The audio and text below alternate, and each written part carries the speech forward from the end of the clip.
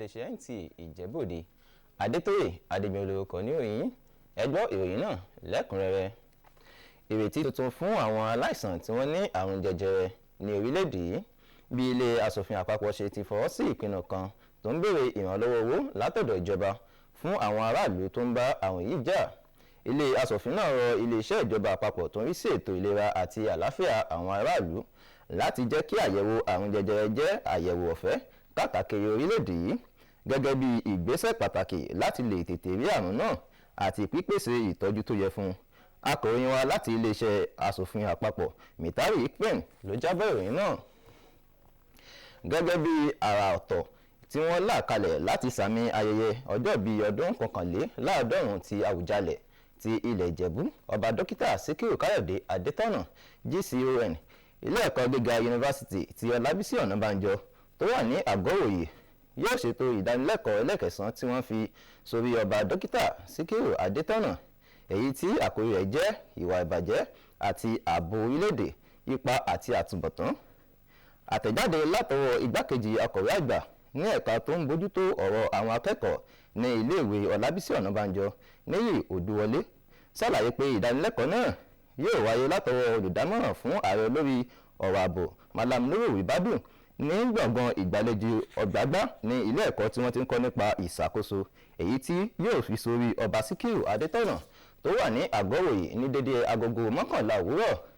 A ó rántí pé ní ọdún 2016 ní Àwùjalẹ̀ gbé àsùnwọ̀n onílàjì bílíọ̀nù náírà kalẹ̀ ní ẹ̀ka tó ń rí sí ọ̀rọ̀ ìṣàkóso tó wà ní ẹ̀ka tí wọ́n ti ń kọ́ nípa ọ̀rọ̀ òṣèlú ní ilé ẹ̀kọ́ gíga náà.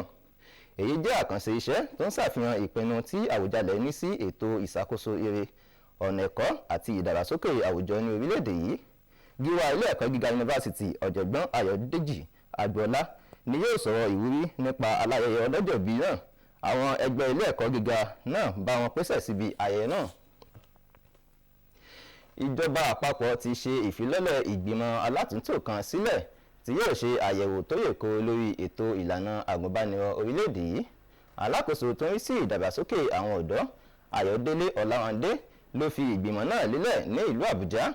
Ọláyínká Òjó ló jábọ̀ ìròyìn náà. Gẹ́gẹ́ bí ìgbésẹ̀ pàtàkì láti ṣe àtúnṣe nínú ẹ̀ka ètò ẹ̀kọ́ ní orílẹ̀-èdè yìí nípasẹ̀ ṣíṣàmúlò ìmọ̀ ẹ̀rọ, àjọ kan tó ń rí sí ọ̀rọ̀ ẹ̀kọ́ káàkiri àgbáyé pẹ̀lú àjọṣepọ̀ àjọ Korea tó ń rí sí ìbáṣepọ̀ jákèjádò orílẹ̀-èdè yìí ti ṣàgbékalẹ̀ àpéjọ àgbáyé lórí ẹ̀kọ́ tó yè kooro àti ẹ̀kọ́ nípa ìmọ̀ ẹ̀rọ. Àfojúsùn ètò náà ni láti kó ìrọ̀rùn bá ètò ẹ̀kọ́ eléyìí tí tolórí tẹlẹ́mù yóò lè ní àǹfààní sí pẹ̀lú ìkẹ́kọ̀ọ́ tuntun ní ìlànà ìmọ̀ ayélujára àti ìmọ̀ ẹ̀rọ. Àwọn amòye nípa ìtẹ̀kọ́ tí wọ́n kópa nínú ètò Good Morning Nigeria lórí ẹ̀ka ìmọ̀ọ́máwòrán NTA ti ṣàfihàn ètò ìlànà ìlòdì sí ìjẹniníyà tí ìjọba àpapọ̀ fi lọ́lẹ̀ jẹ́ ìgbésẹ̀ tó bójúmu ní àkókò tó yẹ.